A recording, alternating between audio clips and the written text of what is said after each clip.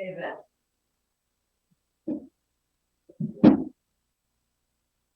Are you up there?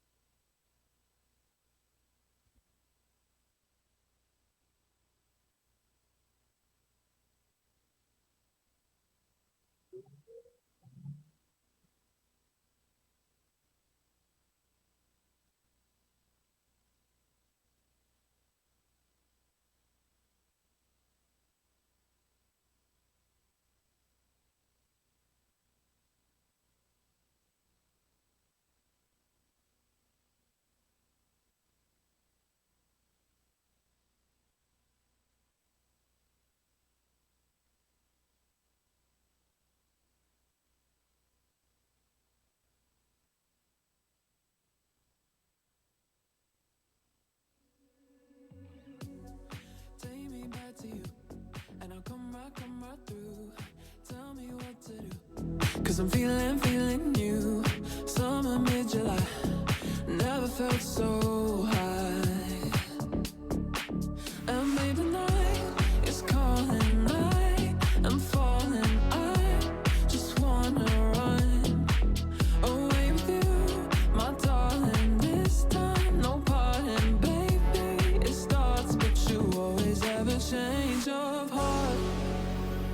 But I don't wanna change my heart, and you don't even know the start. The pain you put me through when you say, babe, I love you, but never follow through. You always have a change of heart, but I don't wanna change my heart, and you don't even know the start. The pain you put me through when you say, babe, I love you, but never follow through. You always have a change of, but I don't wanna change my heart.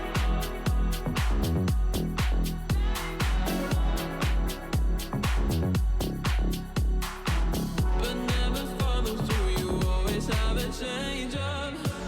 Can't help but lead me on, and I fall just like a fool, then break when you are gone. You play that same damn move, yet each time I'm surprised with teardrops in my eyes. But babe, the night is calling, I'm falling. I just wanna run away with you, my darling. This time, no parting, baby. It starts, but you always have a change of heart. But I don't wanna change my heart, and you don't even know the start. The pain you put me through when you say, babe, I love you, but never follow through. You always have a change of heart, but I don't wanna change my heart, and you don't even know the start. The pain you put me through when you say, babe, I love you, but never follow through. You always have a change of heart.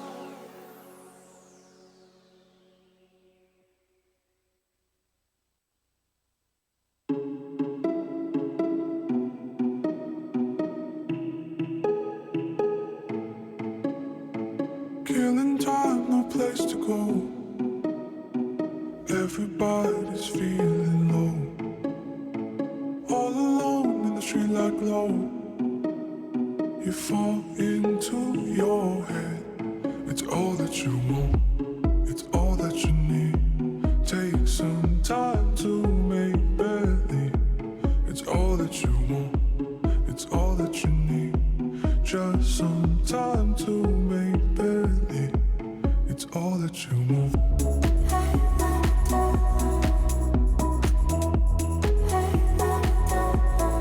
All that you want.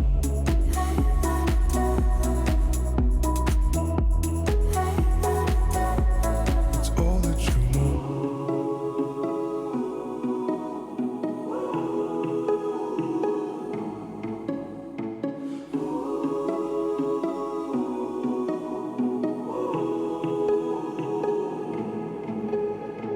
Killing time, no place to go. Everybody's feeling low, all alone in the street like low. You fall into your head. It's all that you want, it's all that you need. Take some time to make believe. It's all that you want, it's all that you need. Just some time to make believe. It's all that you want.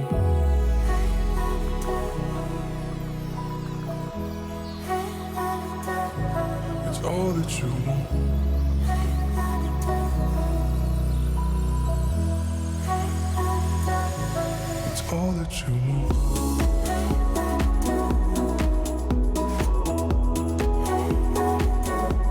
It's all that you move.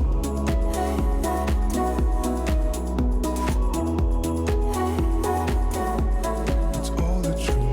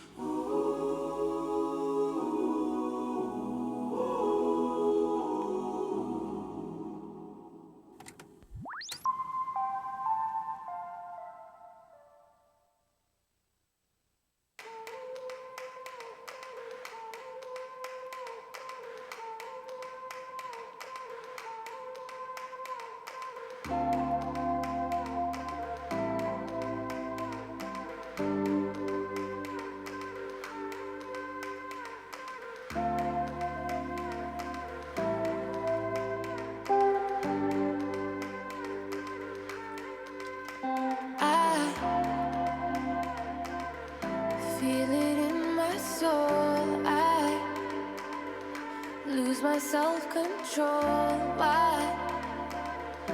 Whenever I see you,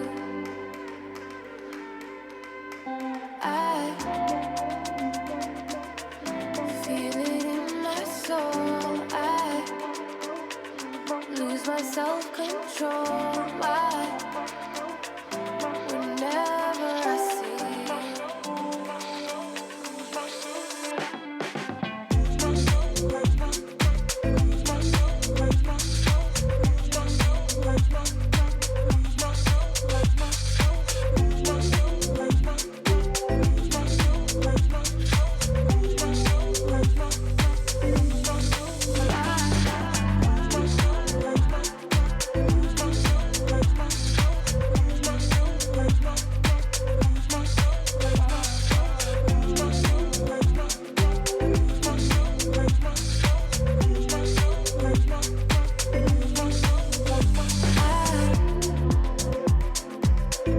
Feel it in my soul. I lose my self-control. Why?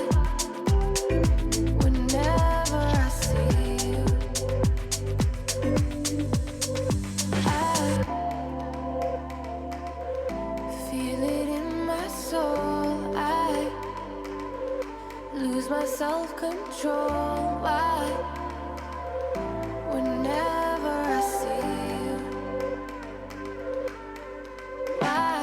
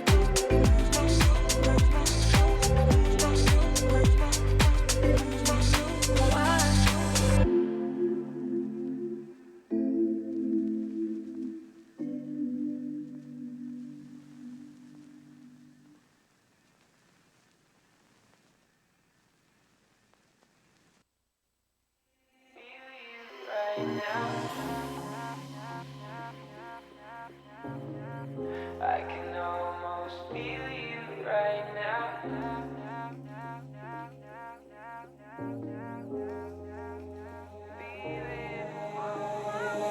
Captivated, oh you got, yeah you got me in my head. Captivated, you got me in my head. Captivated, captivated my head.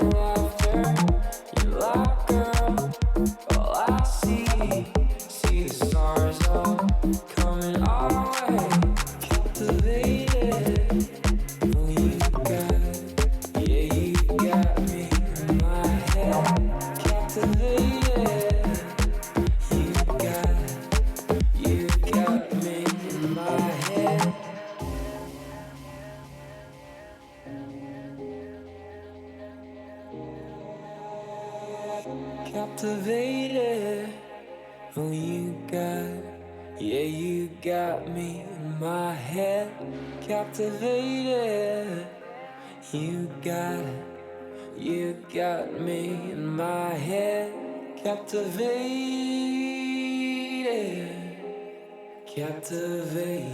my head.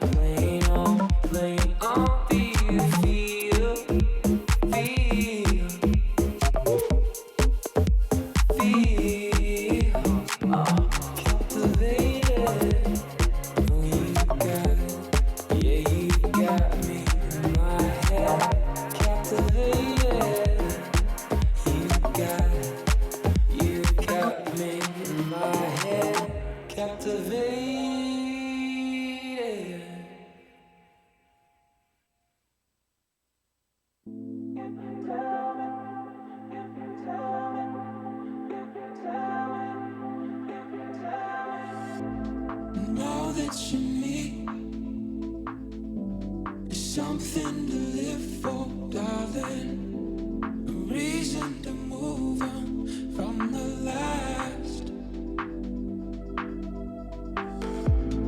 Look out and see. Horizons are made by darkness. The light at the end is all I have. So it's time you tell me. Why you even need a conversation? When all you gotta do is grab my hand. Talking circles in a confrontation. When are you gonna try to understand?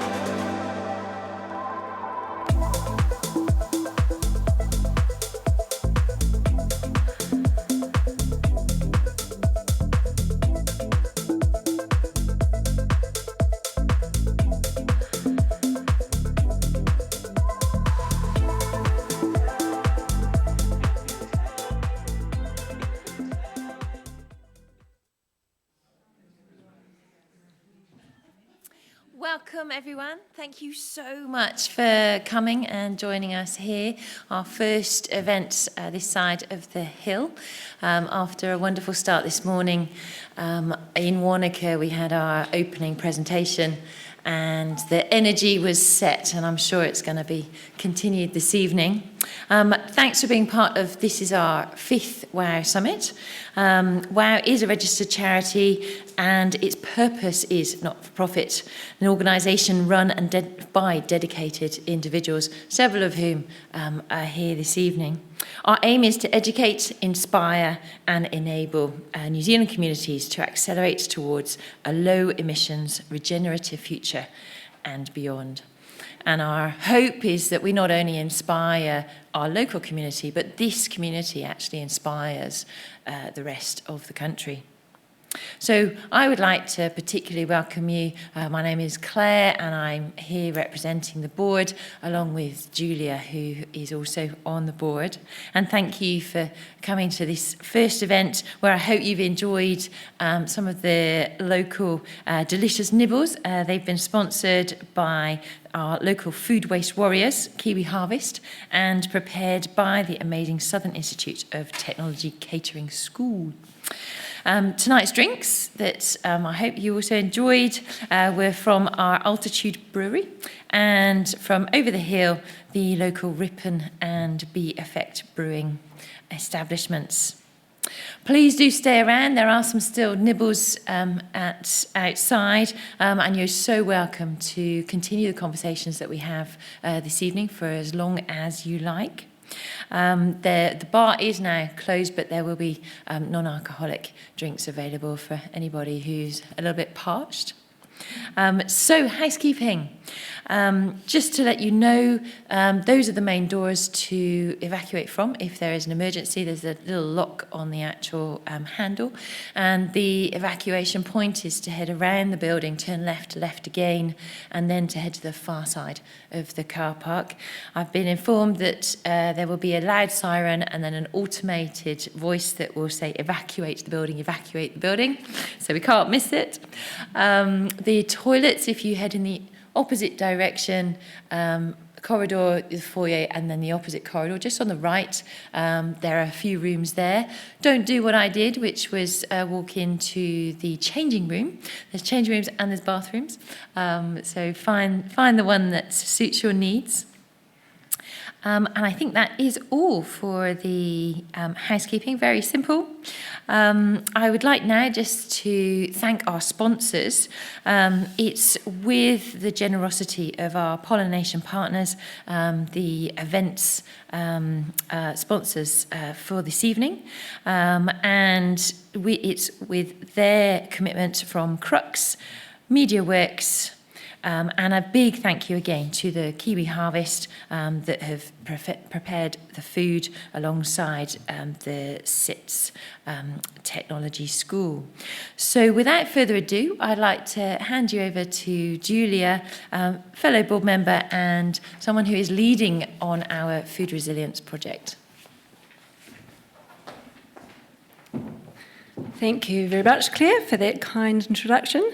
Kia ora koutou, everyone. Thank you so much for joining us tonight. We welcome you for one of our big topics at this year's summit, which is all around food and food resilience. Food's good, isn't it? We all pretty much love it. I hope you've had a chance to try some of it tonight. We've had some wonderful canapes. They're actually made by rescue food that we have received from Kiwi Harvest, and turned into lovely canapes by the students of Southern Institute of Technology. So you can all be very proud. You've liberated some food from becoming food waste tonight, so well done. After the air we breathe and the water we drink, humankind's most important connection is food. Obviously, we can't live without it. But the deeper our understanding becomes of our ecological predicament, the more linked we see the way we are feeding ourselves is causing a lot of the problem. My name is Julia Blackford, and as Claire said, I'm on the WOW board. I'm also a food scientist, and after spending many years designing and developing products for corporates and actually studying a couple of businesses of my own, my passions led me into specialising in sustainable food systems. And at WOW, we have come to realise that food is actually integral to our purpose and has become one of our core focuses, namely food resilience. So what actually is food resilience? I get asked this a lot. What is it, and what has it got to do with sustainability? And it's not that easy to answer, if I'm honest. Technically, food resilience is a food system that can prepare for, withstand and recover from a shock or disruption of some description in a way that ensures that everyone within that food system still gets safe, healthy food. So I'd like you to ask yourselves, is that what we have in New Zealand at the moment?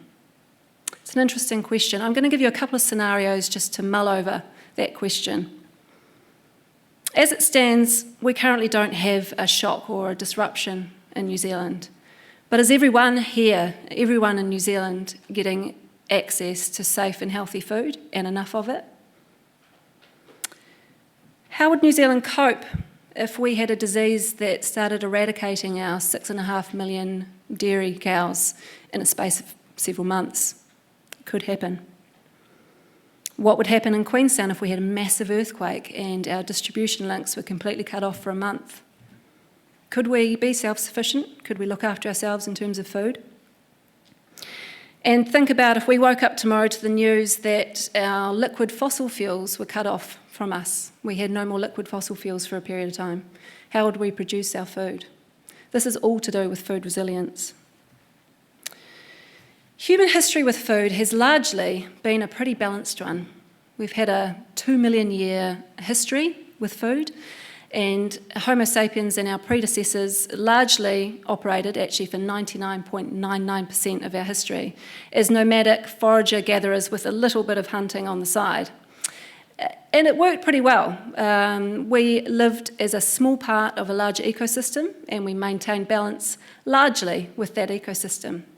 We did that for almost 2 million years. And about 12,000 years ago, at the beginning of the Neolithic period, or some would call it the agricultural revolution, things started to change for Homo sapiens. We developed the ability to domesticate some of our food. And so food shifted very, very slowly, albeit, to families and tribes being able to grow some of their food. And it worked really, really well for humankind. The domestication of cereals, because that's what was domesticated first, so things like wheat and barley, sorghum and rye, it created a situation where we had a predictable supply of food, and it gave rise to our very first population boom. We had another 11,500 years just ticking along in that agrarian society, all nice, smooth kind of development. And then we had the Industrial Revolution. And in a fraction of evolutionary time, we're talking 200, 250 years, we have had massive, rapid change to our food system, completely turned it on its head. We've gone from a system of family, tribe, community, subsistence to one that has morphed in the large part to highly centralised, heavily industrialised and massively intensified production of monocultures to feed the global masses. And we're starting to see that this food system we've created in our infinite wisdom, and very, very quickly, has got some pretty serious cracks in it, and it's not really working as well as we would like. The global agricultural system is arguably the single largest emitter of greenhouse gas emissions, deforestation, land use change, soil loss, freshwater use, antibiotic resistance, biodiversity loss, eutrophication, and ocean acidification. Pretty depressing, and clearly we are not in balance with our ecosystem anymore. Having a centralised food system has removed the ability to be the masters of our own food fate, both at a personal level, a family level, and a community level. So a shock in this massive food system we have created would leave us hungry, and alarmingly quickly when you look at the research. And shocks, when I talk about shocks, talk about things like natural disasters or weather events, wars on the other side of the world, distribution and transport disruption, diseases, pests, blight, but also more systemic changes like suddenly having not as many fossil fuels as we have once relied on. And we have relied on them. Our entire system that we've created since the Industrial Revolution has been based around cheap, ready fossil fuels. And I'm preaching to the converted, I know, but we know we need to reduce our addiction to these, both because we're cooking our planet and because their supply is actually dwindling. But our food system is completely based upon them. You know, from the machinery we use to sow and grow, harvest and pack our food, to the factories we use to process it, to the trains and planes and trucks we use to ship it around the world, right through to the refrigeration we use. And then you look right back to the beginning of that cycle, the massive fossil fuel requirement for the fertilisers we put on the land to try and do it again and again and again. I was reading a paper the other day which was had an interesting outcome, or interesting results from the paper, which said our current food system, global food system, so not New Zealand specific, takes an average of 10 to 15 kilojoules of energy input, and that's mostly in the form of fossil fuels, but a bit of labour and so on, to create 1 kilojoule of food. It's frightening how the mathematics of the system we've created are not really adding up. Also, in our determination for better yields and higher outputs to feed our growing population, we've whittled down our food biodiversity and now rely on largely monocrops. And when I say that, I mean the wheat that we eat is 1 or 2 varieties. The bacon you go and buy comes from 1 or 2 breeds of pig. We have 1 type of banana, 1 type of coffee. And we used to have a massive diversity within each of those species, but we have reduced that so much, which reduces our food's biological resilience, I guess. So it puts us in a bit of a precarious position because monocultures can be wiped out in the blink of an eye, and we haven't really left ourselves a huge amount to fall back on. So one might suggest with all those facts that our food system may not, in fact, be a very resilient one. So how do we move towards a more resilient food future, both for ourselves and our future generations? That's what we're here to talk about tonight. We're really lucky to be joined tonight by 3 speakers who will discuss their own perspectives of food resilience. We have Dr. JasonBradford, Ailsa Cain and Jade Gray. We'll have our three speakers talk to us, and afterwards we have plenty of time for some Q&A. We're using a platform tonight for Q&A called Menti, which you'll see soon on the screen.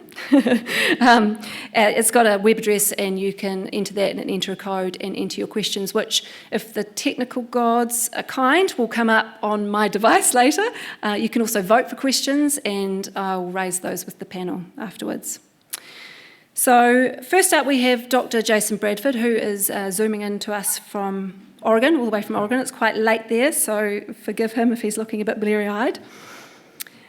Jason has journeyed in his career from biologist and academic to researcher in sustainable agriculture, to host on radio and podcast, to activist, and now to a farmer, author and advisor. And Jason's going to talk to us today about envisaging a post-carbon food future.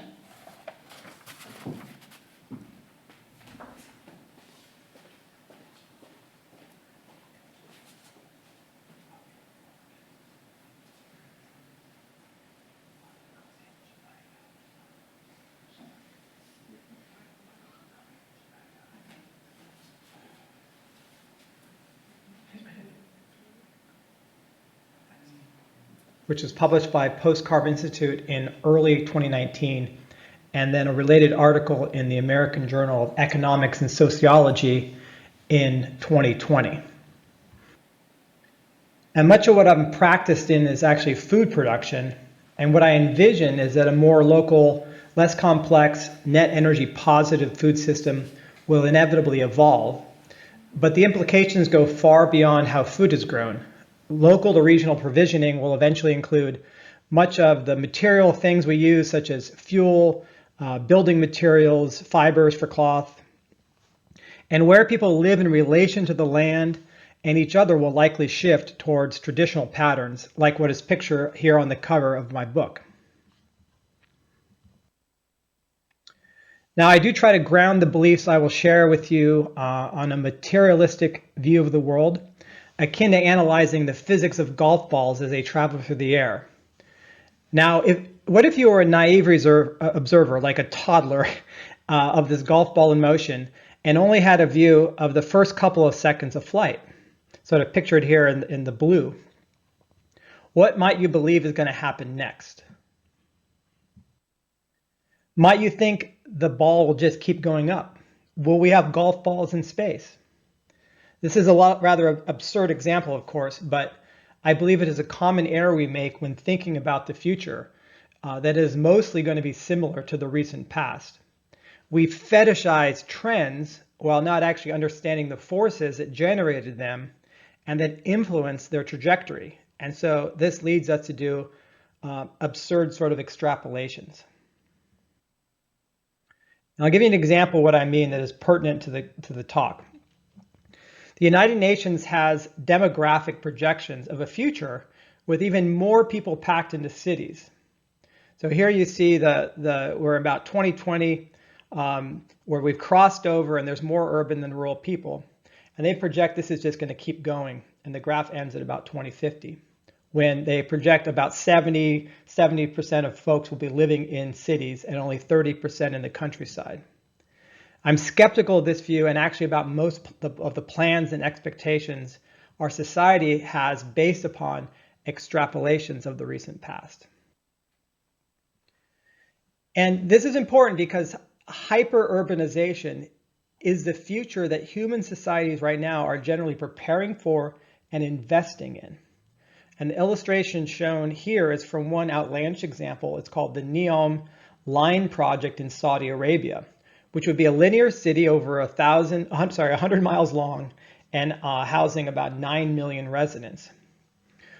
We imagine this can be done ecologically, but that is impossible, and I'll explain why. Now, projects like this, as well as more modest investments such as expanding existing urban infrastructure in general, I believe are misallocations of resources.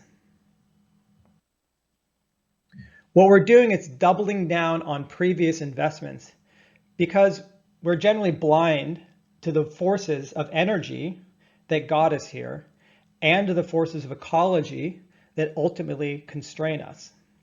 So I'm going to review, most of the talk, I'm going to actually review some basic energy and ecology concepts that will allow us to understand what is required to foster more benign futures, and hopefully will lead you to understand how I came to this conclusion. So the problem it comes from the fact that we tend to swim in energy like a fish in water, and so ironically are often unaware of this key factor, this superabundant energy that explains the amazing time we are living in. So what I want to do is give us all an energy lens. And I'm going to start with a picture of this Komodo dragon. And I do that because it's about the same size as a human at 150 pounds. And so even though this animal is about the same size as a person, it uses energy at a tenth the rate that a person would. So this brings up the concept of power, which is the rate at which energy is being used. On average, a human runs at about 100 watts, and a Komodo dragon only 10 watts. And maybe if you've had pets of different sorts, you can confirm this, that it takes a lot more food to feed a cat than a lizard or a snake, for example.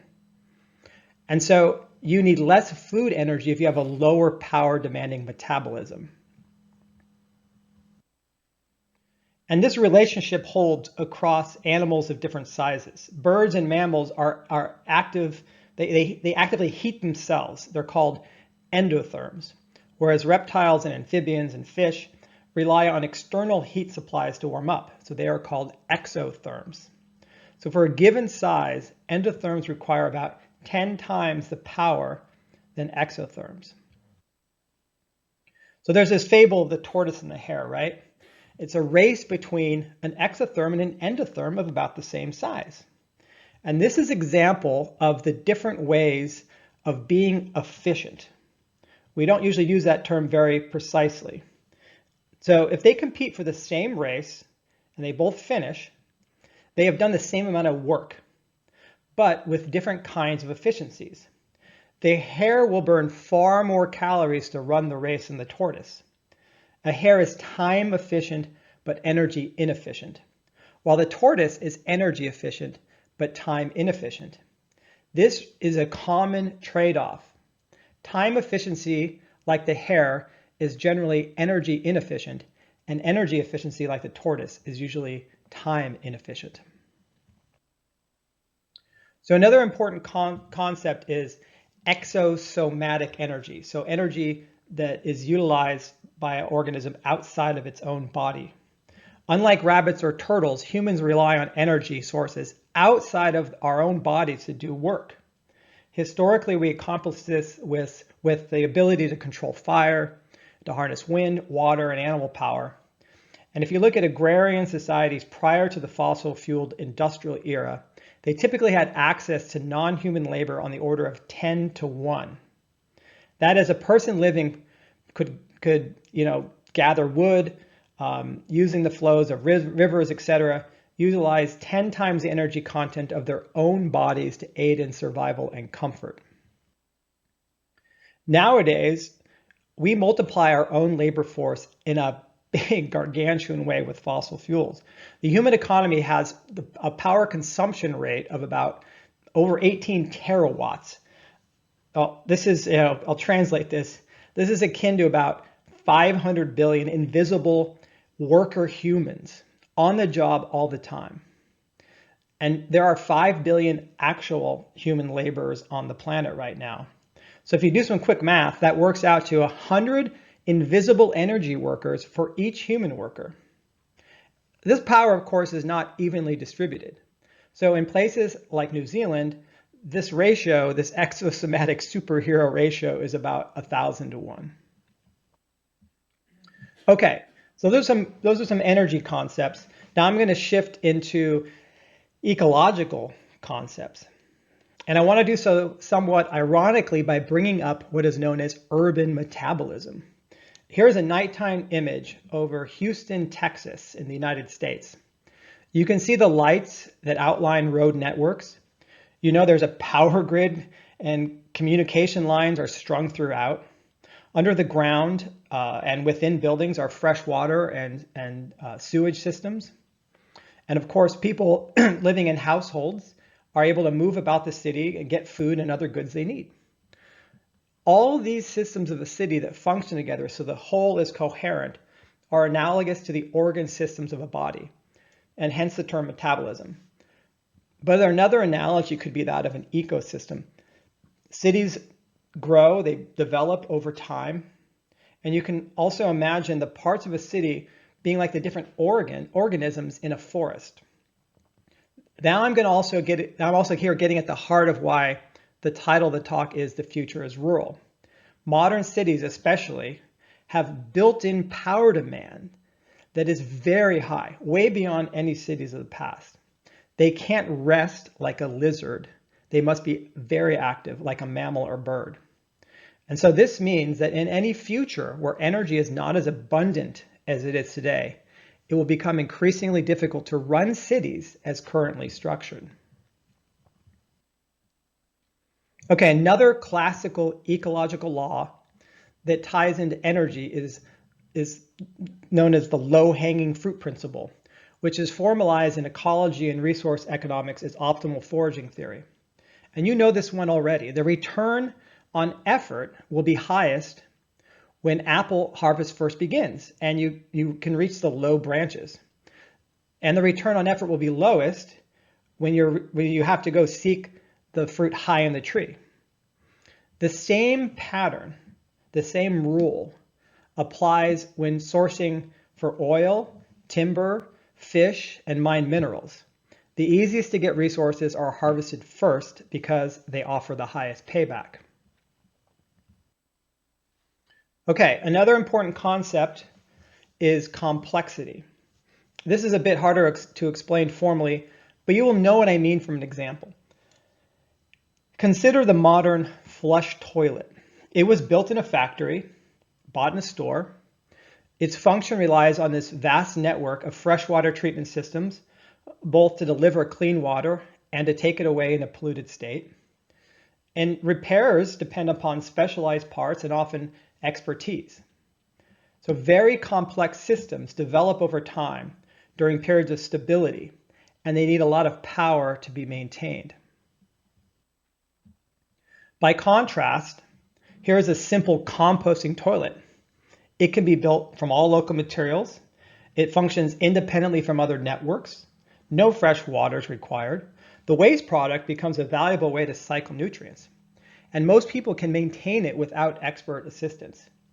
Simpler systems are generally seen in less stable and lower power environments. So ecosystems and societies tend to develop through predictable stages. This is called the adaptive cycle. There's rapid growth and innovation in early stages. It's followed by periods of stability and then rigidity. And this rigidity becomes sort of the Achilles heel. It finally leads to a breakdown and release stage. And then the remnants of the old system are then reorganized to set up the next growth phase. Now, if you want to sort of see how these energy and ecological concepts can come together, look at systems modeling. What tends to happen in ecological systems is that populations consume easy to get resources, this is the low-hanging fruit principle, and grow faster than those resources can replenish. This leads to populations' consumption becoming too large relative to ecosystem regeneration rates. This is called overshoot. This is the term, the ecological term, when a population has exceeded the long-term carrying capacity of its environment. Applied to the modern human system, the evidence for overshoot is clear by now, and the consequences were modeled and widely discussed in a book called The Limits to Growth back in 1972.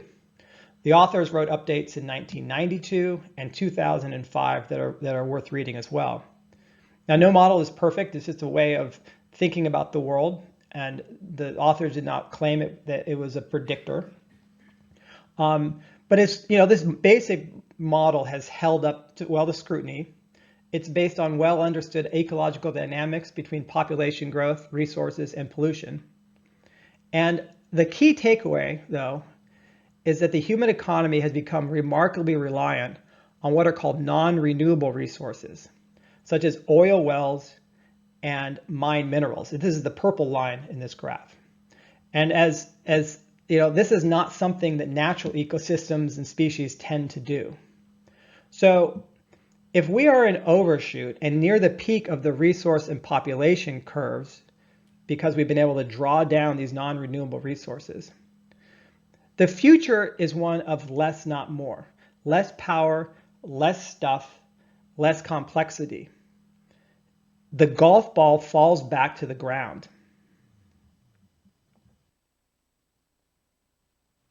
Now, to summarize, the future is rural scenario that I'm outlining is based upon 3 lines of reasoning. First, the current scale of urbanization only developed through the exploitation of fossil hydrocarbons. And as flows of fossil fuels wane, we will not have the energy and technology to compensate and maintain megacities. An adaptive response is to live closer to the land where basic needs can be met from local ecosystem provisioning and where episodic energy flows from the environment are available to harness.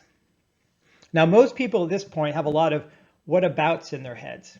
I probably have heard all of them and could readily answer them, but I only have time to address a couple, and then maybe try yours in the Q&A if I don't cover it here.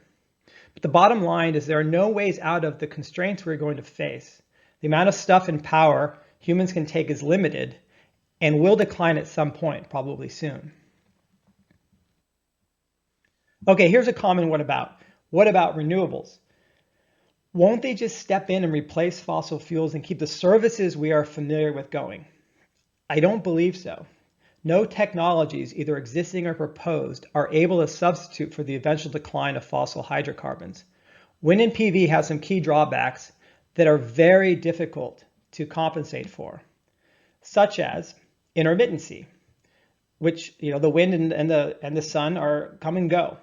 This demands backup systems such as batteries, but batteries have low energy storage densities and require lots of minerals to be mined to scale them up. Well, what about biofuels then?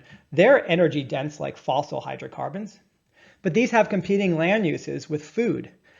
And so overall, when you just look at this from a systemic point of view, you expect energy quantity to decline going forward.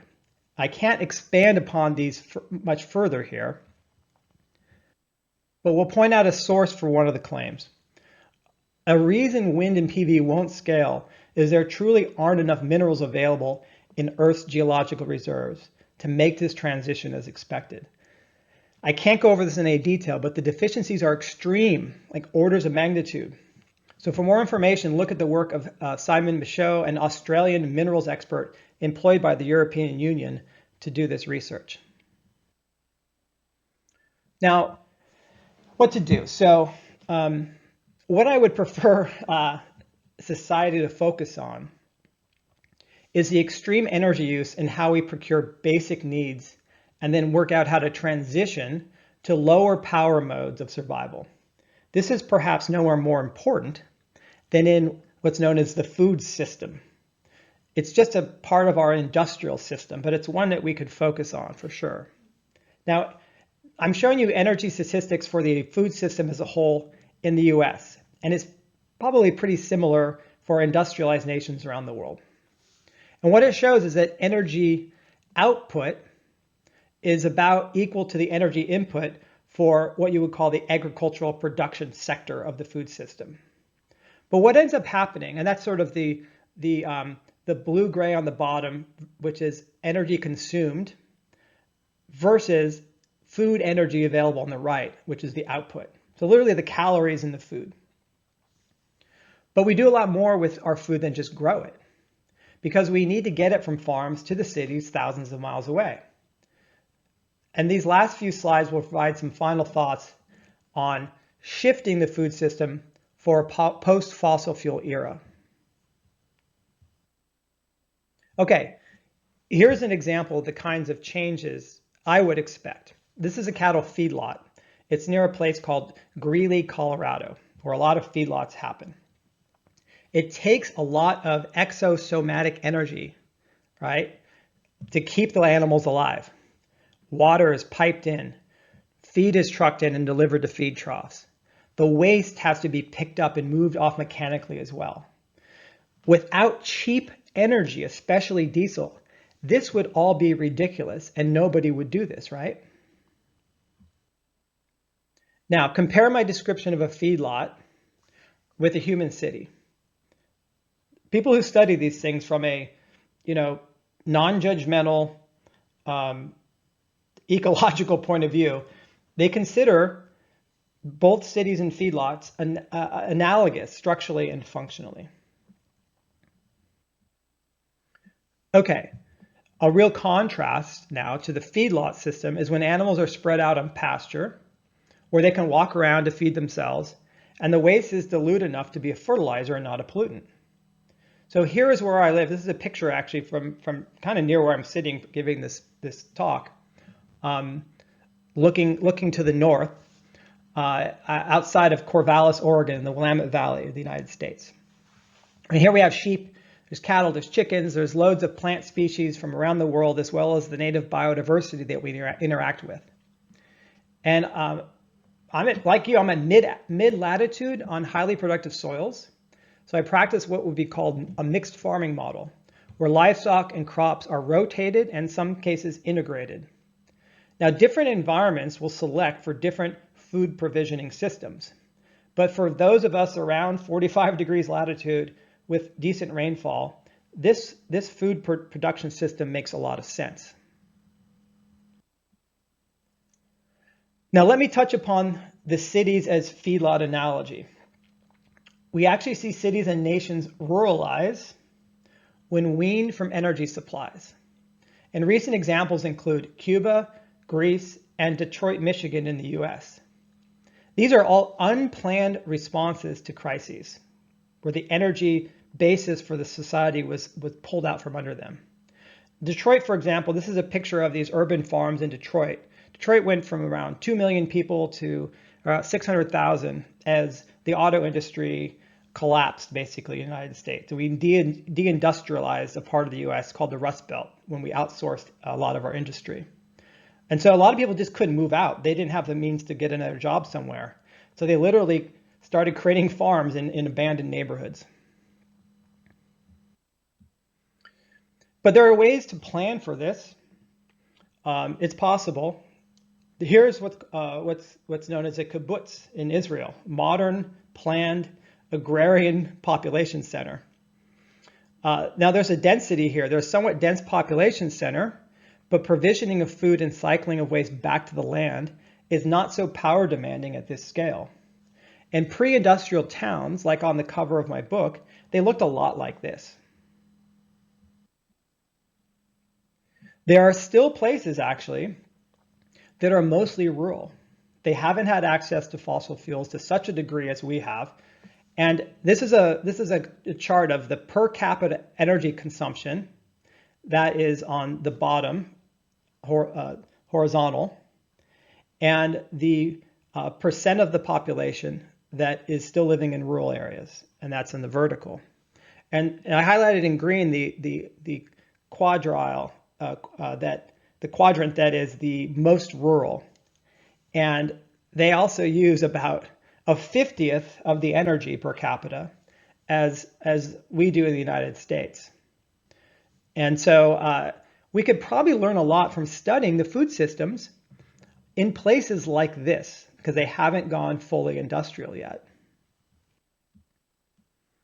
Now, there's another sort of set of design and systems and practicums known as permaculture, and it's better known in New Zealand than it is in the US, although it is gaining a lot of traction here.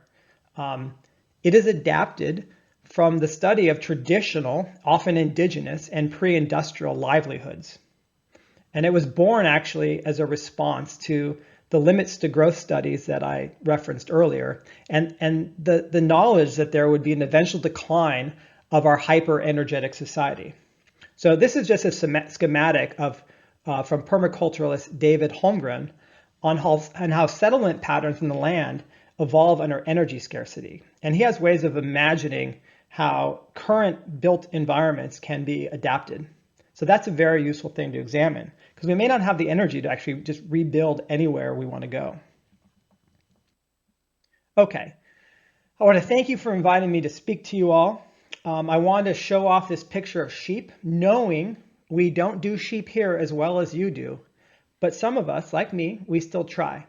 So I hope you appreciate that, and I look forward to answering some of your questions.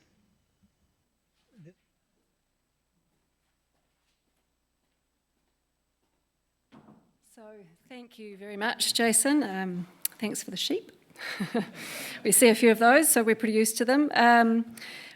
Really fascinating to hear you speak. I've read The Future is Rural, and I am a fan of your work. Fascinating to particularly look at how the energy nexus works, and anyone who is interested in a more sustainable future, I suggest you understand as much as you can about the energy nexus. It's an area that a lot of us don't really grasp, and Post Carbon Institute, which Jason is involved with, is an excellent source of a lot of that information. So next up we have Ailsa Cain speaking to us. Ailsa is a fellow Queenstowner, and she's uniquely placed in her work in her consultancy, Koati, to talk to us about how food connects people with place and culture.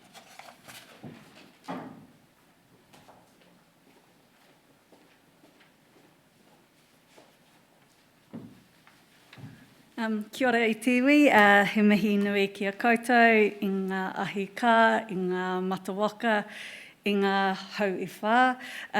Māori, kia ora tātou. Māori ora I te ringa raupā o te wao.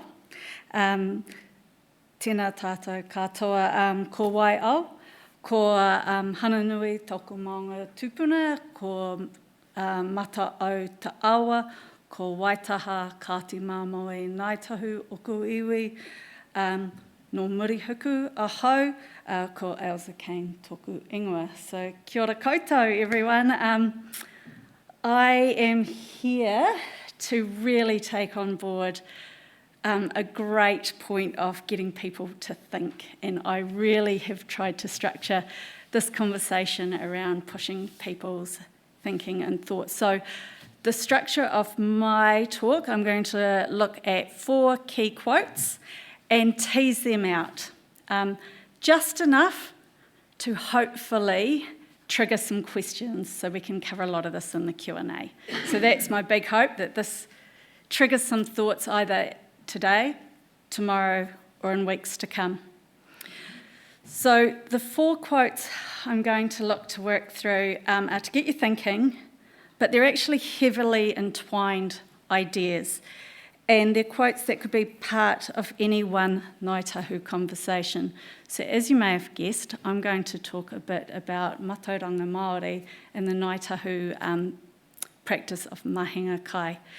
Now, I stand here talking from my own understanding and my own opinions and my own experiences.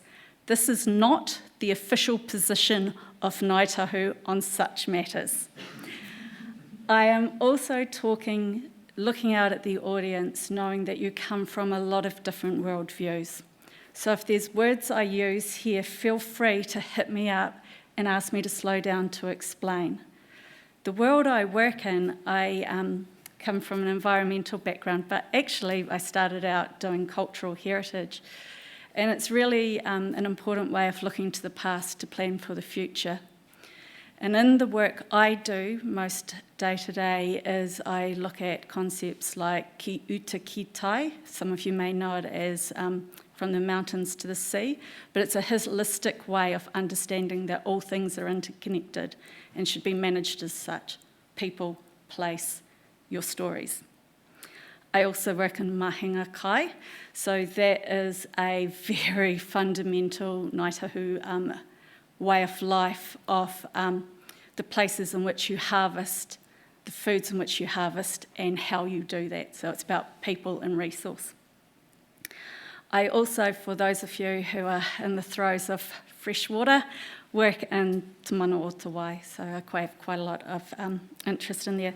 So day to day, I'll be working on things like freshwater, predator-free, cultural landscapes, climate change. So you'll start to see this in the thinking. So again, any terms I use, if you need me to stop and tease them out, please do, okay? We will have time to come back and talk to this about this some more. But now let's start with getting people to think and trigger. So 4 points, a couple of different comments on each of them, intertwined, but I'm going to speak about them individually. So first up, as I said, I'll give you a couple of seconds to read that. Can you guys in the corner read it? I'll just move this out of the way. So the quote reads, I regularly talk about historical and contemporary mahinga kai and continuation of cultural practices, but I've never once used the term food resilience in that conversation. When I was asked to speak, that was actually a huge issue for me because I had no idea what food resilience was. It's a term I never use, and here I was going to speak in front of people about food resilience. So I made this statement, never talk about food resilience, and then of course my child corrected me and pointed out that I speak about resilience a lot. I just never talk about food resilience. And I think this is where you start to see different worldviews come into play.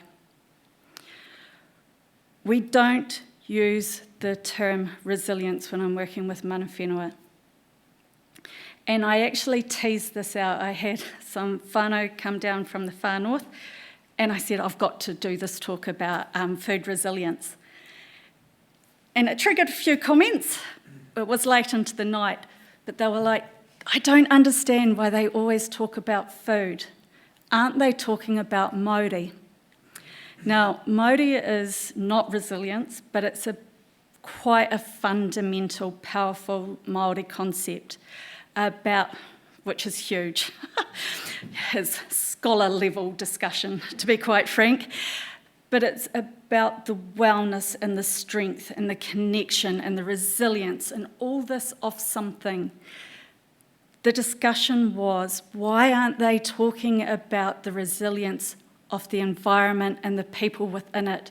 Why is the focus on food? So that's just something to sit and brew.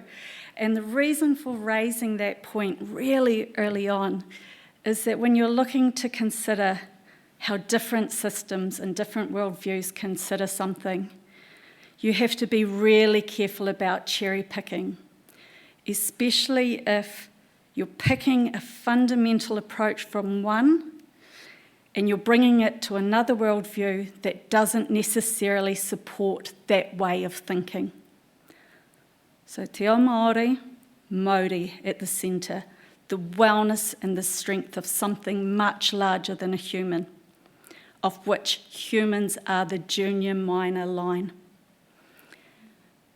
That is quite a different approach. And so, hence the fact when I'm talking about mahinga kai, continuation of practice and connection to place, food resilience never once is raised, despite the fact that many a time the conversation is driven by kai, or food.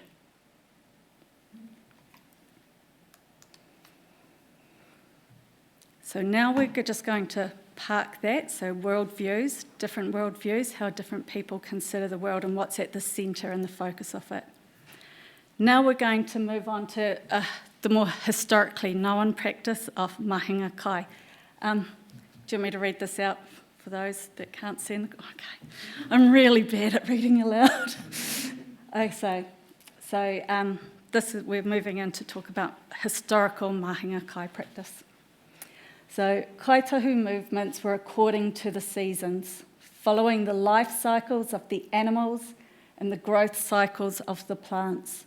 They would seek the same foods at different times and different places, depending on variations in climate and locality. Just since I've got you in the room to get you moving, who has heard of mahinga kai before that term? Yeah, that really helps, so cheers for that. So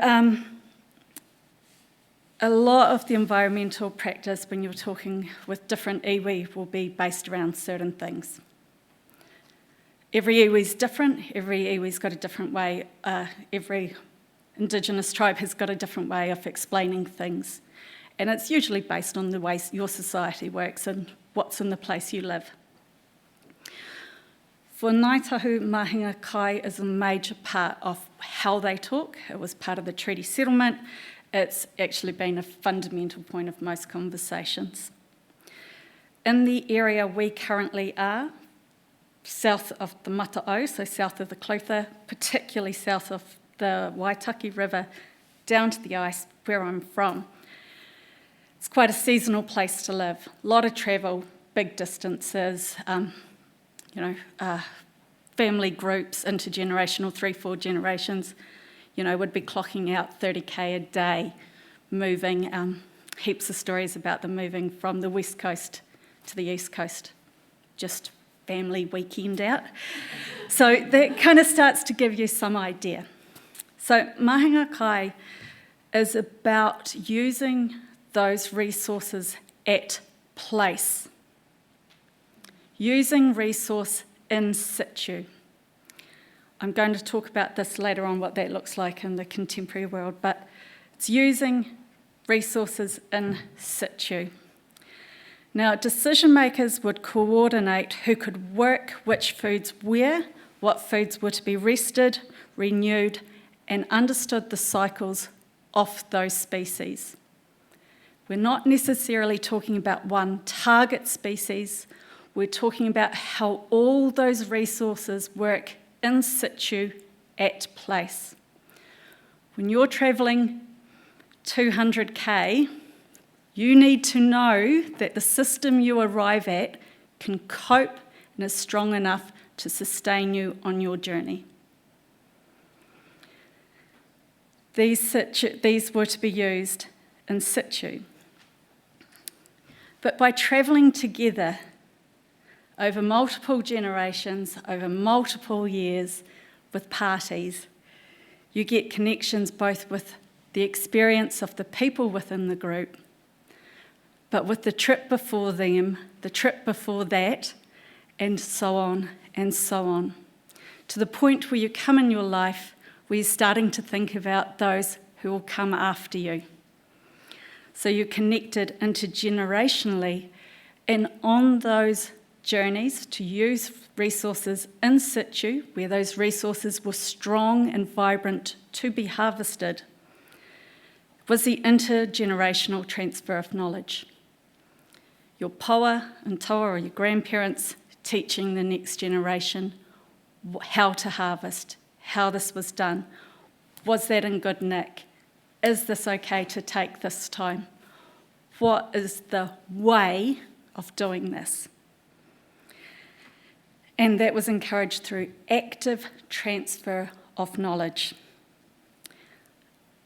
To assist with one's movement through massive areas, so quite common to go from the Fofo coast up to here, was a series of oral maps.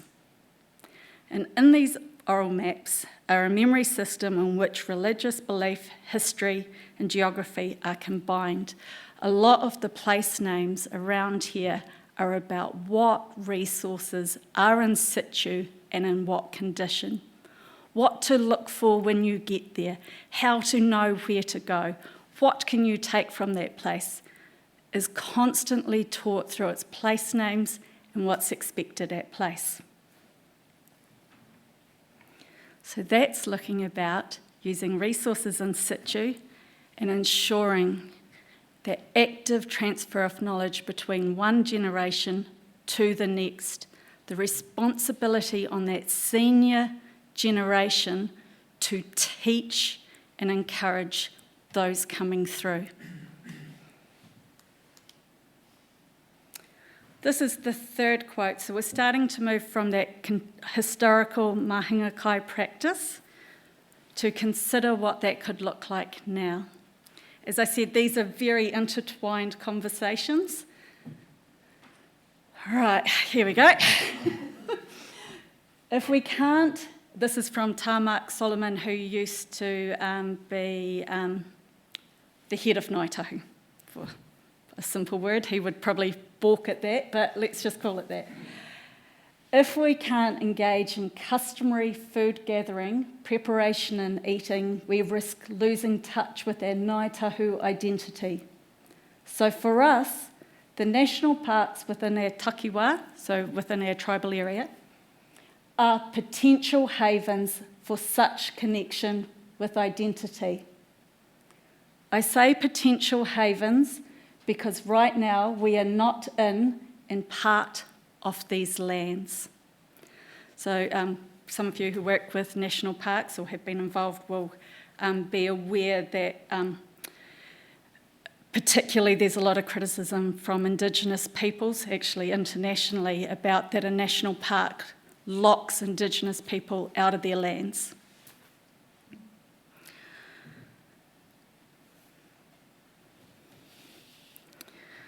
So we've just gone through a very basic 101 on mahinga kai. And if you think about the differences between mahinga kai, active transfer of knowledge, in use in situ, resources being used where they should be used, and you think of the national park and the concepts of conservation captured within how they are run and the Western ethic of preservation. Mahinga kai is extremely important to Ngāi Tahu identity and the active transfer of knowledge.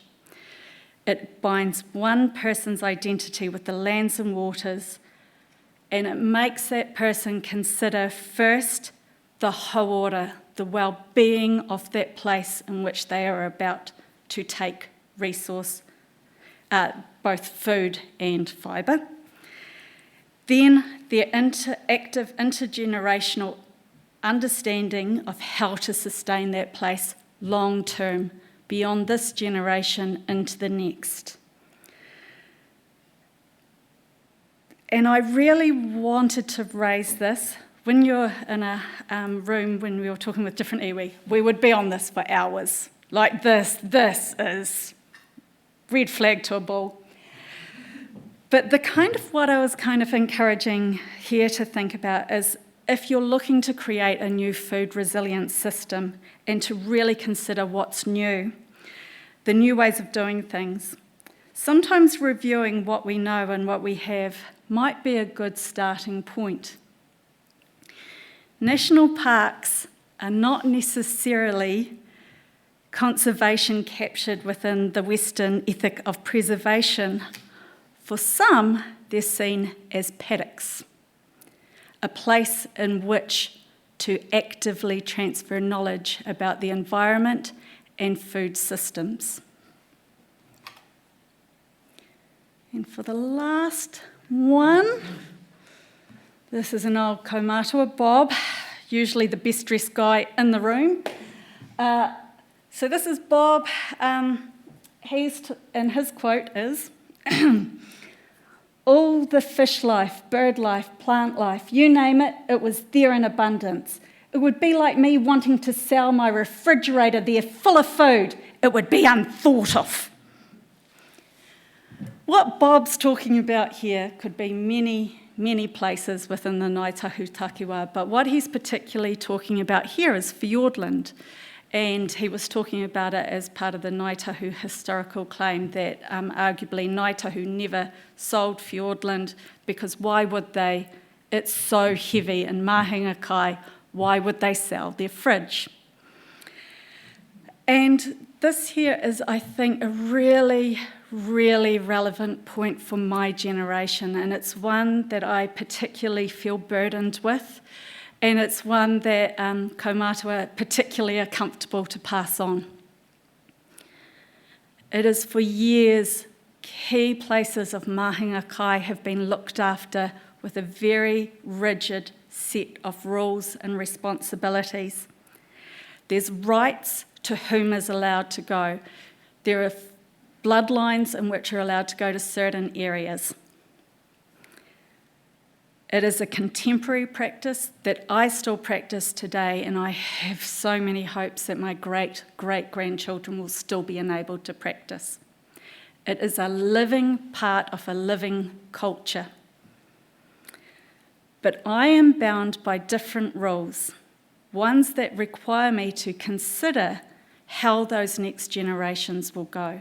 How much am I allowed to take now to keep that in a sustainable point? When my son asks me, are we allowed to harvest penguin? I don't say no, I say just not yet. Because they are not their cycle is not strong enough to take a harvest from. Same with kiwi, same with tākahi. Now, as people move into the wild foods and go to more and more areas, I'm from Fovo Strait in particular, we're finding paua beds completely taken.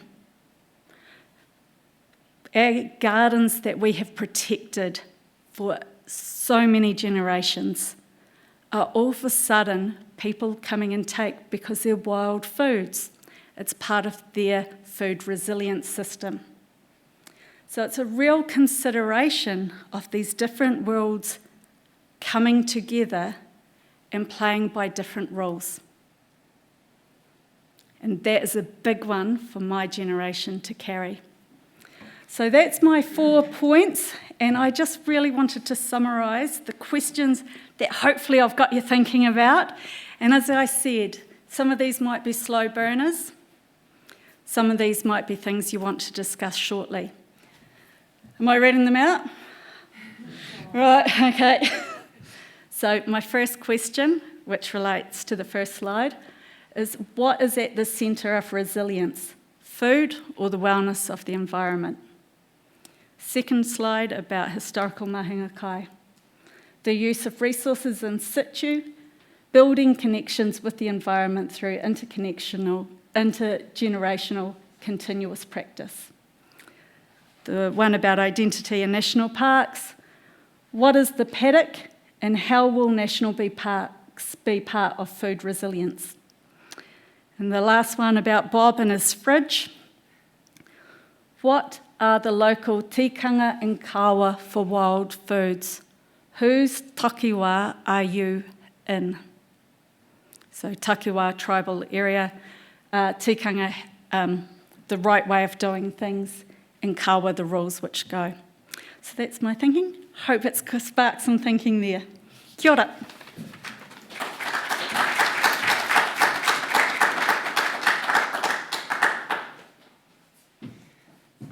Thank you very much, Ailsa. That was fascinating insight, particularly interested in the concept of Māori.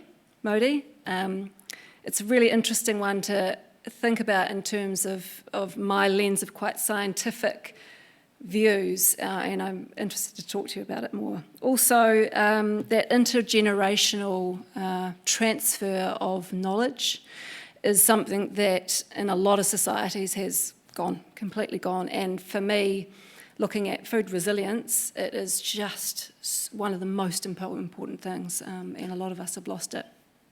Also, I'll just remind you that questions to go on the Menti platform. I realise it's not up on there right now for you to see. So it is www.menti.com, and there is a code which is 721-76103, and Penny, we will have that up later. So maybe jot down your questions so that then you can enter, because I'm sure you all have some questions, you can enter that into that platform, and if all else fails, we'll go old school. Finally, I'd like to invite Jade to speak to us. Jade has spent time at both ends of the spectrum, from managing cattle breeding farms in China to recently launching a plant-based food business back here in New Zealand. Jade will talk to us tonight about how New Zealand can build resilience as an exporting nation.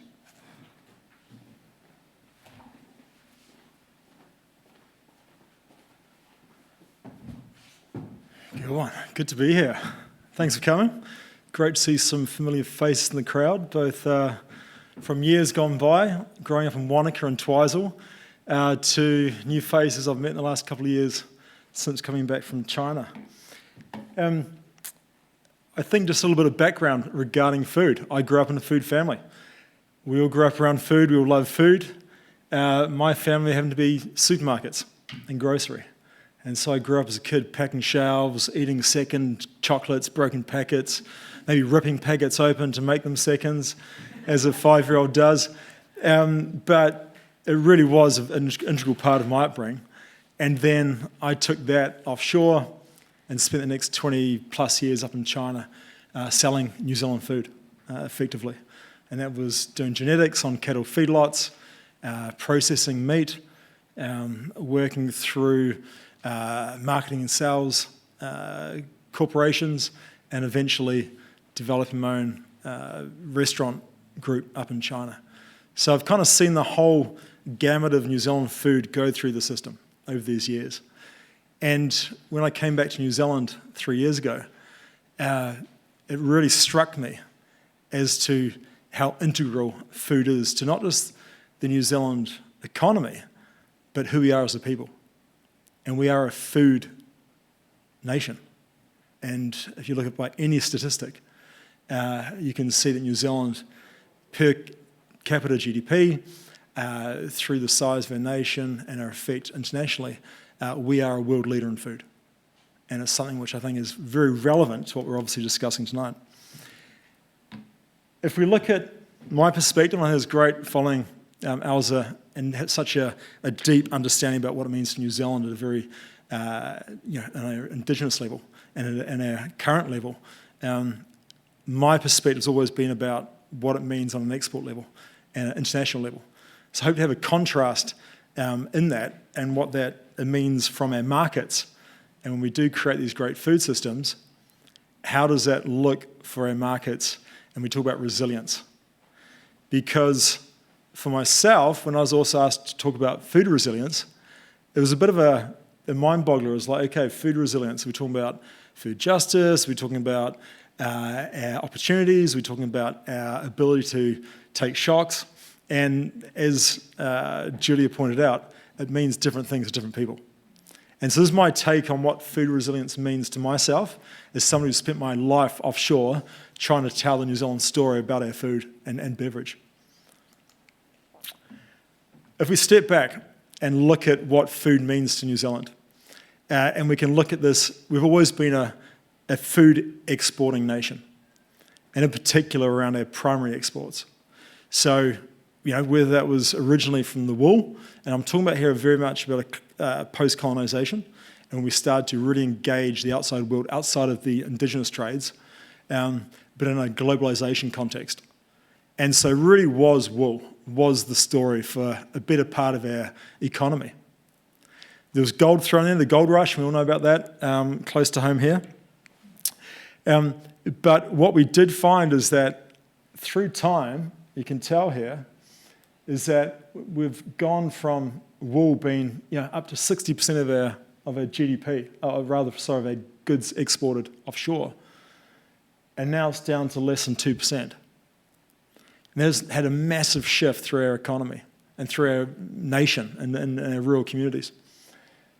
What we've also seen outside of the gold rush and a bit of a blip has been the growth of meat and dairy through the remainder and pretty much through the whole 20th century. And if we look at that, and this graph here stopped in 2005, and if we flip to 21, this part of dairy and meat would even be larger, and in particular dairy, which had, as we know, a kind of a seismic shift in the last 20 years. So if we're looking at our resilience in terms of export, and you've got to remember that this is not just export. This is what feeds our nation. This is what provides our services. These key exports are what provide our livelihoods. And so it's not something that's just on the farm. This is something we come into contact with every day and every part of our life. And so where our food goes, our nation goes, is one way I look at it. And so this does have a very real context to urban life, not just rural life. What I noticed in my time offshore and selling food and marketing food, and I was based predominantly in Asia, which is our largest market and will continue to be our largest market in the next 100 years. The key thing about that is I realised I wasn't selling lamb cutlets. I wasn't selling lobster. I wasn't selling strip loin beef. I was selling protein. And that is the value of what we were selling in this national market. And so we need to understand that protein is the backbone of our food system in terms of revenues. It's not the cereals, it's not the fruits. We love the wine, we love the kiwi fruit, but if you look at dairy, meat, and seafood, and in particular the first two, the value is protein. And so we need to be really conscious. Where protein goes, we need to be world leaders, and we always have been. But right now, there's a revolution happening in protein. And that revolution is around future foods and alternative proteins, is what they like to call it. Probably the meat and dairy sector prefer to call it emerging proteins. It doesn't sound quite as threatening. But there is a revolution happening, absolutely. And I found that up in China in my restaurant, where we had our revenue, typically it was around about 2 to 5% was from alternative proteins and vegan foods when I started that business. 15 years later, we were at 30% of our revenue was from vegan or vegetarian foods. And so this movement of plant-based diets, which is hugely popular in a lot of countries, but in the Western world it's become this kind of new thing. But you go to large populations like India, China, Indonesia, they are largely based on plant foods because that's just the most efficient way to convert energy into digestible energies. And so that has always been the case, but in the Western diet, that is not the case. So if you look at some of these interesting technologies happening right now on alternative proteins, anything from 3D printing, you've got cellular meats, which are effectively taking stem cells and growing it in a substrate to produce different types of meat tissue. And then to the most common right now and commercially viable, which is extruded plant-based meats. So taking plant proteins and then turn them into meat-like textures. And this could also apply for dairy, but in this case I'm talking about the meat sector. So we have a revolution happening globally. If we look at projections, and it is crystal balling right now, but what we can look at is where this could go. And this is definitely on more of the, robust modelling around what alternative proteins, how it could impact the current protein industries. But if you look at this, conventional meat potentially could become the minor protein source. And whether that's through choice, such as plant-based diets, and the price proposition, nutritional benefits, or it could be through force measure, climate change, failed food systems, taxes, carbon trading schemes on livestock. All these things could be forced. But it's a very plausible model, and this is done by Cain analysis, which is a pretty globally respected R&D company, market research company. So this transforming landscape actually provides an incredible opportunity for New Zealand as one of the world leaders in protein production and export. We have a chance to become incredibly resilient. I think we should look at the word resilient. And what is that? What is a strategy? Because resilience is from the age of man. Any animal, any organism has a resilient strategy. And it's that ability to come back from shock. And one of the key strategies of resilience is diversification. So if we look at our resilience in our own lives, let's say our investment portfolio or our finances, it's a very sound strategy to have a diverse exposure to different asset classes. If you look at your diet, we talk about the rainbow of food and the colours, having diverse nutrients in your diet. If you look at fitness, we encourage functional training and having different movement rather than just one dogmatic approach. Diversification is key to any form of resilience. And that's no different when it comes to our food system. We need to be diverse. And that will allow us with shocks in the market, because we know that dairy and meat, we are price takers. They are commodity products. We have no control over what happens to those prices. That is not a strong place to be. And if our public services rely on that, that becomes a very scary place to be. Where effectively our services and our public well-being is in the hands of commodity trading and auction houses around the world. Part of this new drive towards alternative proteins, some countries are jumping on it. They see the opportunity. They see what's going on. They see there's a great new revenue stream. If you look at some of the countries leading the way, Singapore, 5-star, and this is a report done by the Emerging Protein Network in New Zealand. It's been funded by MPI, and this was a very objective approach on it. And the top countries, they were scored, and you can go online and find this report, and I can share the link.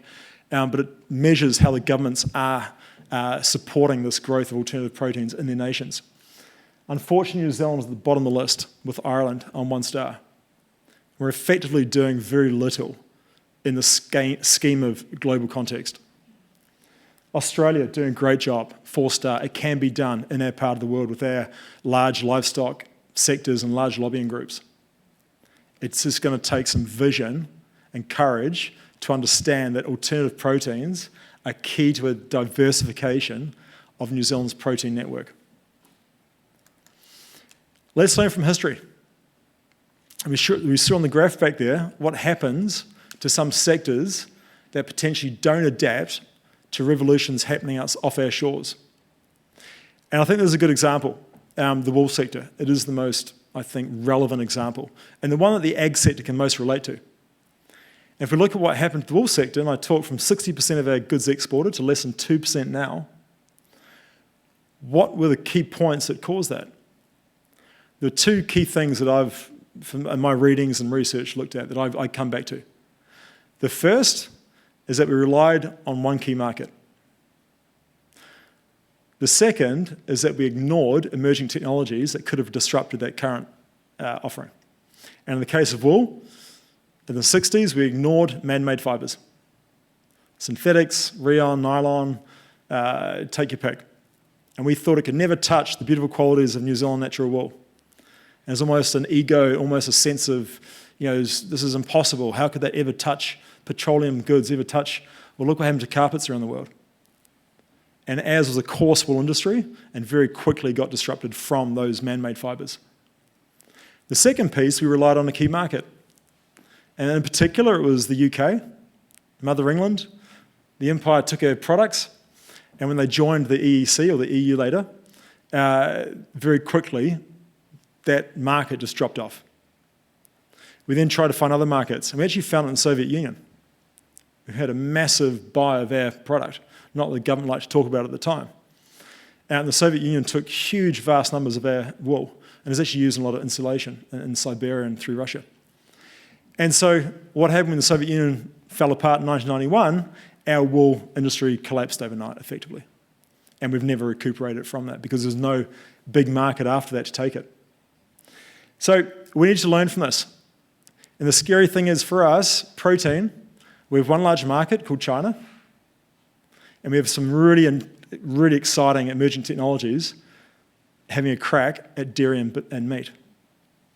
So we need to be part of that revolution. We can't ignore it. We can't go down the same path as wool. And so there are companies in New Zealand doing it. And there's some of the brands you may recognise from your supermarket who are trying to become the next chapter of New Zealand's protein journey and story. So that, hey, maybe it won't go that way. That's all good. We're prepared if it does. And if it does, we're in a position to then be able to move our economy in this direction and not playing catch up with one star. Lastly, it's all about leveraging food technology. And there's not a silver bullet. Regen ag. We're talking about the indigenous wisdom that we need to leverage. We're talking about getting funding and getting support from government and private and public. There are a whole bunch of equations here, but a key part of it is food technology. And to be going down the same path of wool if we think that we can get our way out of this without using smart technology. And that's where I believe we can create that as food technologists, as exciting alternative proteins companies. I think the last point I'd like to talk about is technology doesn't imply man-made products. It can be about harnessing nature. And there's a good example. This here, and it's not a great, sorry, the resolution's a bit low, but that there is a future of what maybe a sirloin piece of protein looks like. It doesn't look that appetizing there. That there is mycelium. Okay, it's effectively the roots of mushrooms. But this is an incredibly nutritious product. It's naturally fortified in B12, high in protein. It's got a bunch of micronutrients that you need in your diet. This is not a processed food. We are simply trying to harness nature's ability to create dense, cheap. This is done in the dark. It requires literally no water. The energy input of that is minute. And yet that has the same nutrition as a piece of sirloin steak once we can fortify it with things that may be lacking.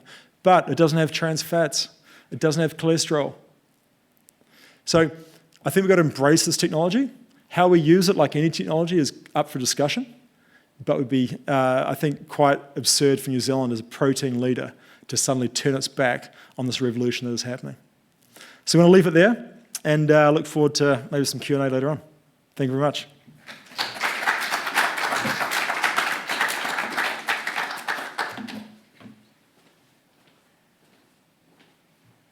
Thank you, Jade. It was fascinating, and the key outtake I had was diversity. Diversity is key. It's key for us across so many systems: social systems, economic systems, environmental systems, and biological systems. So 3 very unique perspectives of what food resilience is. We will have a quick discussion. We have a bit of time, not much, but is it possible to, we've got it up there. So if anyone has any burning questions they'd like to, I'll give you a few moments to enter them into Menti, and I'd like to invite you guys to join us back up on the stage. I'll get my phone.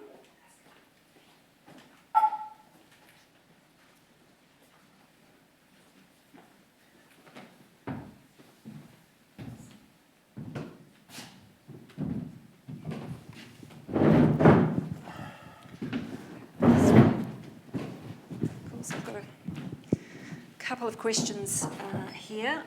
I'm going to start with a couple of my own questions before I dive into the audience questions. And I've got a question for each of the 3 of you, and I want a simplified, short answer to it, which is challenging.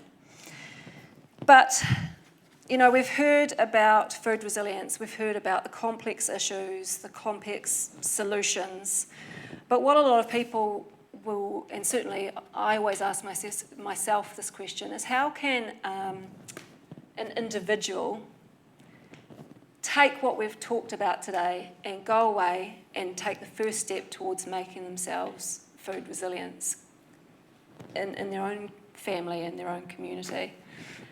So I'll ask Jason first. Did you hear that clearly? Yeah, I sure did. No problem.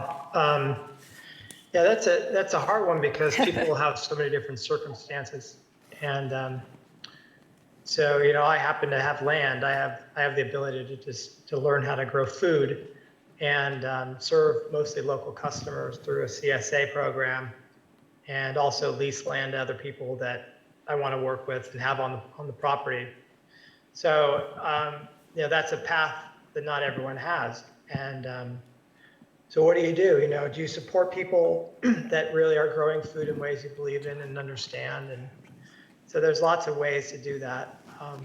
So I guess if you can't grow it yourself, buy from people you know, and really try to shorten supply chains and look for food that is less complex, more regional, etc. So figure out how to localize your diet, I'd say, is a really important part of what I would suggest. Yeah, I mean, interestingly, when I've read The Future is Rural, a lot of it is around community-based solutions rather than waiting for government or national solutions. It's around harnessing your community and learning the art of feeding ourselves again. Ailsa, your opinion of how an individual moves away or moves towards resilience? Okay, I think it's probably not overnight. Look, resilience can be over multiple timeframes and scales. So and I like following on from what I was talking about, the idea of taking your kids and your grandkids to places that used to be important to you, be it that where you swam or where you used to fish. And if you can't there anymore, discuss it. It doesn't mean you stop your connection with that place, because I'm guessing when you go to that place, it will remind you of the time you were there with your cousins, and it will remind you of the time that you were there with other friends and family, and you'll talk about those times with the people you're with now, and that transcends time. So to be resilient, I think, is to go back to the places that were important to you and encourage and explain how they were and what they could be. Yeah, that's, you know, another factor when I've been learning about food resilience is certainly what seems to have happened quite quickly in the last couple of generations. We've lost that generational transfer of knowledge around food, how to grow it, how to preserve it, you know, what you can eat when and what's good in the middle of winter and so on and so forth. And that's something I think is really powerful to start learning that art again and start teaching our children and showing them the importance of that close connection with food, not just going to the supermarket and buying it. And you might have forgotten your skill. Like you might be absolutely useless at casting anymore, or you kind of remember how you used to go floundering, but you're in the back of the boat and nobody really told you, but you remembered you did it there. Still counts. Yeah, absolutely. Jade. Yeah, I think it's for myself, it's learning the journey of where your food came from. And asking that question from everybody you take it from, because not all of us are in a position where we can grow or even forage or hunt for our food. But there's no reason you can't ask the waiter or the checkout operator or the chef or wherever you got it from, saying, can you tell me where is this from? Yeah. And if they can't give you the answer, my guess is it's probably not very resilient, because A, they don't care, B, it's probably from a large producer who probably cares less, and it won't be local. Yeah. Because if it's local and it's seasonal, most people will know. Yeah. And I think that's, and then look for third-party accreditations, because we don't have the time to go and search, is this good food or is this a good product? Look for third-party accreditations, because they'll do the hard work. And then it forces those people, the chefs and the purchasing managers and the grocery owners, to actually start to look at those accreditations going, we actually need to support these because this supports our business. Yeah. So. Yeah. Certainly, I think one of the immediate things we can do is exactly that, to be a really responsible consumer. And that means taking some time to understand and make choices, because it's our choices ultimately that have got us where we are. And so our choices are powerful, and we can make those choices, whether it's being plant-based, whether it's choosing to eat organic, whether it's choosing to eat only local food. Those choices are, at an individual level, very, very powerful. Just takes a bit of time and a bit of effort. Right, I'll see what else we have. Right, so I have a question here. What's the best step forward for New Zealand from a New Zealand food science, rural USA exporter and Indigenous Ngāi Tahu, different cultures perspective? So what's the best step forward for New Zealand? So we'll start with Jade for a New Zealand food science and exporter perspective. Sorry, I'll just repeat the question. So So I'll repeat it. So it's applying to each of your fields. Okay. What is the best step forward for New Zealand? So we've just talked about a personal, individual level. Now we're talking about a national level. And for Jason, he was talking about a rural USA perspective. So Jade, do you want to talk to us about from a New Zealand exporting and the food science perspective? Yeah, right. What is that next step? Yeah. It's, I think we need to do what we managed to do for tourism through New Zealand Pure. We need to do the same for our food story. Now, I'm not talking about the marketing, and we know that New Zealand Pure had its cracks as well, but it needs to have that image offshore, and right now we're losing that. And there are countries that are surpassing us, and Ireland is a good example around their whole push around sustainability and organics and accountability. So we need a stronger framework from a national government level, working with the sector, right through the value chain, saying what is that vision? I know there are visions out there, and we need to double down on those, but it's still, we don't have the clarity around what is that very simple message to the world around our food story, and then backing it up, which supports our thriving communities and not just a few rich corporations. So if I drill into that a little bit, as an exporting nation, we have a lot of dairy and we have a lot of meat. How feasible is it for us to shift to producing those plant proteins? Because I assume when you talk about us becoming better at that, it is right from the farm gate, so it's producing some of those plant proteins. How do we actually make that shift when we've got these lucrative markets of dairy and meat? How do we shift our farms and our farmers and our exports towards plant protein? It's a really tricky one. I don't have the answer. You might know as well, but I'm just interested to know your opinion. Well, I think the first thing, I don't imagine just a country of plant protein. The last thing we need is more monocrops. So it's about having a diverse food basket. And I think animals and plants will play a part in that. I think we should be more heavily plant-based because just the efficiencies of land use, water use, soil, you name it. But I think the way we would shift towards that is during the good times. It's just fundamental economics. During the good times, put a little aside to build what's going to get us through the tough times later. And right now, I mean, meat prices, dairy prices have never been stronger. If we can't, as a nation, take money out of that pot now to put towards these future foods and things like alternative proteins, well then either the system's broken where there is no money, that's going back to bank debt and paying off whoever else, or we just have the vision to then have that diversification that's going to support us in those years to come with some really challenging, climate change facts that we heard this morning around, drought and floods and the like, where these systems can be a lot more resilient than animal systems. Yeah, that key is again that diversity. Absolutely. So, yeah. Ailsa, do you have any thoughts around the question? Yeah, it's a hard one. That's probably the key thought. I think, kind of taking some of what Jade was saying as well, I think one of the things we quite often look at is land use with land capability. So getting a better pairing there. But I guess I would kind of push back to that, testing one's thinking about what is a food system.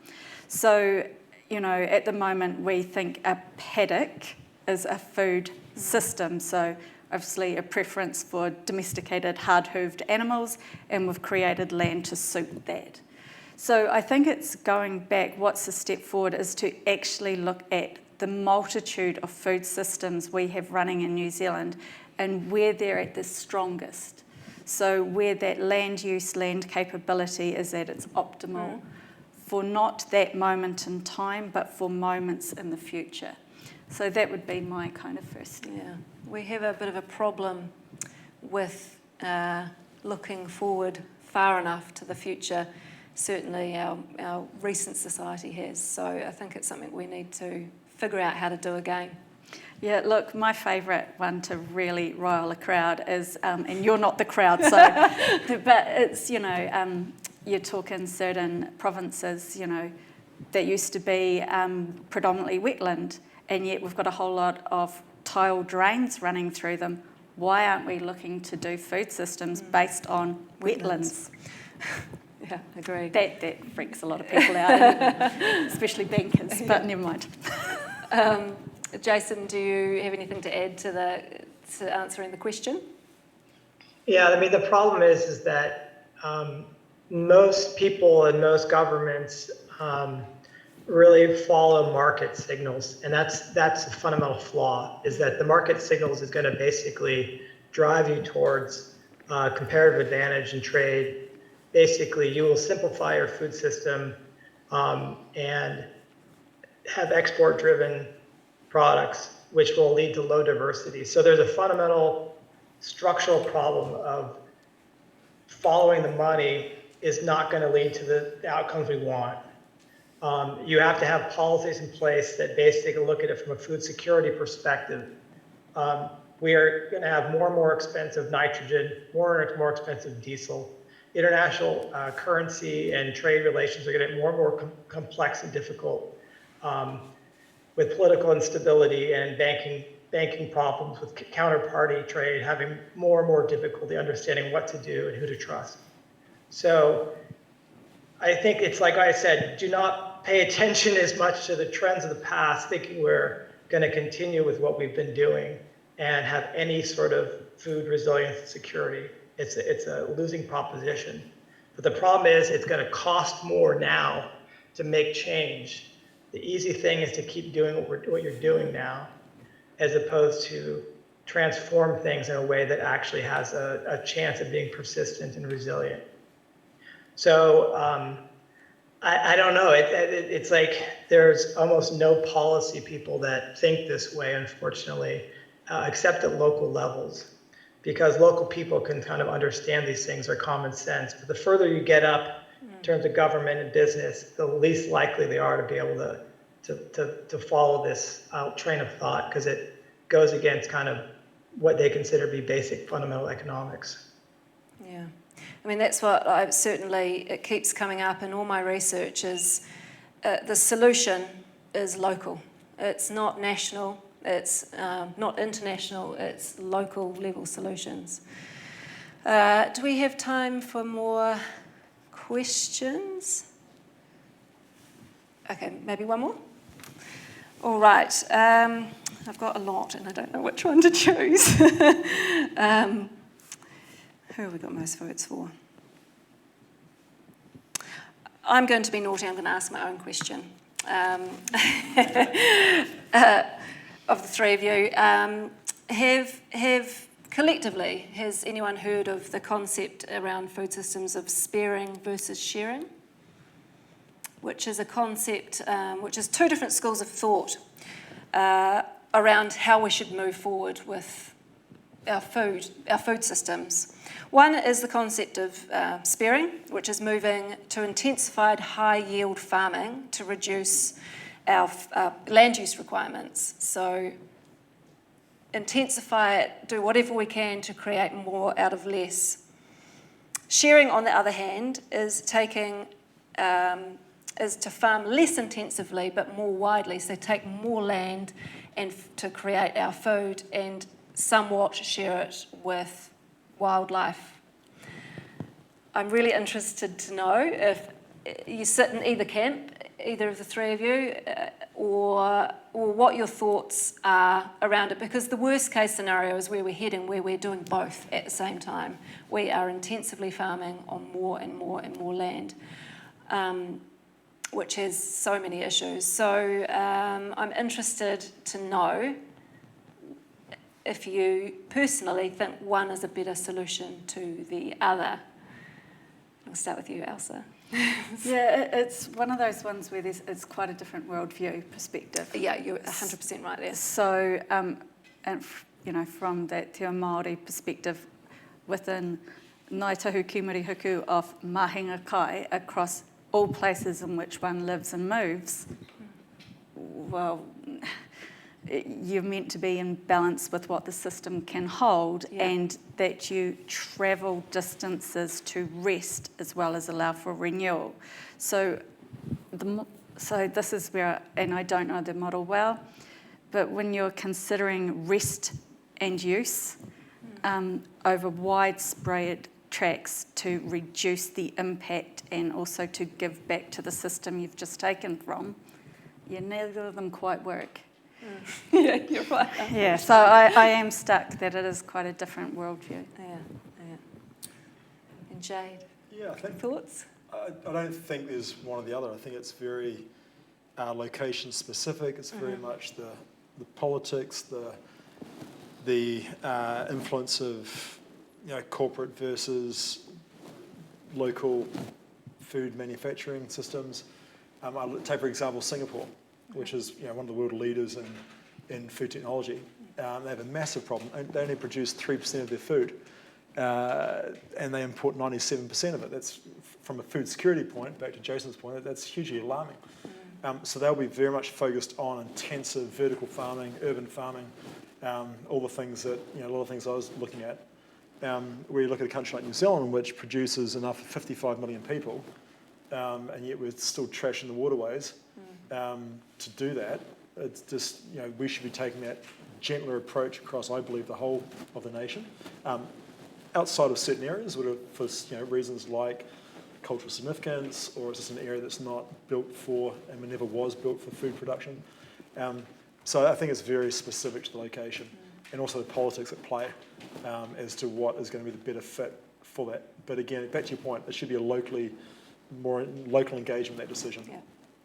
Yeah, agreed. Jason, thoughts on the sparing versus sharing? There's an interesting perspective. There's a U.S. guy named Wes Jackson who has an interesting quote about this, and he says it has to do with our fundamental disconnect from nature, where he says we treat things as like in categories of the sacred and the profane. So this sharing versus sparing thing sort of assumes that humans are this advanced technological species, and but we need to make sure that we just sort of constrain our sort of technological destructive ways, and preserve over here, some pristine example of nature. I think that's a fundamentally flawed view of things. The only way that we're going to get through this bottleneck is to find ways of reintegrating with natural systems and using them responsibly.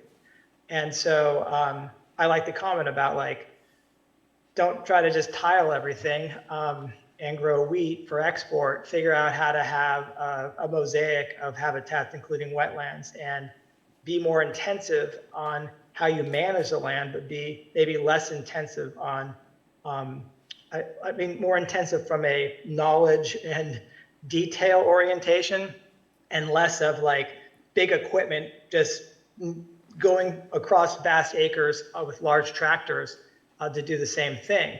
So there's different ways of being intensive, and I would say we need to be more intentional and precise. And that takes more people being smarter and knowing the ecology of the area really well, to be on the land. And you're not going to have machines doing this. It's really about people re-engaging on the land, and then it becomes less of this either or, people are going to be more connected to nature and be embedded in it, really, and think of ourselves as part of it and not separate from it. So the one resounding thing I've heard from all of us is the key is for us to become closer to our food. When you look at it from all of our perspectives, is that we've got a disjoint with food, and we need to fix that and become closer to our food.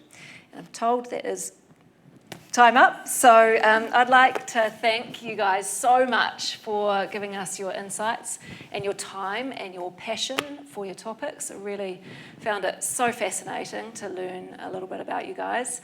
I'm sorry we didn't get to all the questions, but I hope you found that interesting and maybe some new concepts for you all. And I'd like you to join me in thanking our wonderful speakers for spending time with us.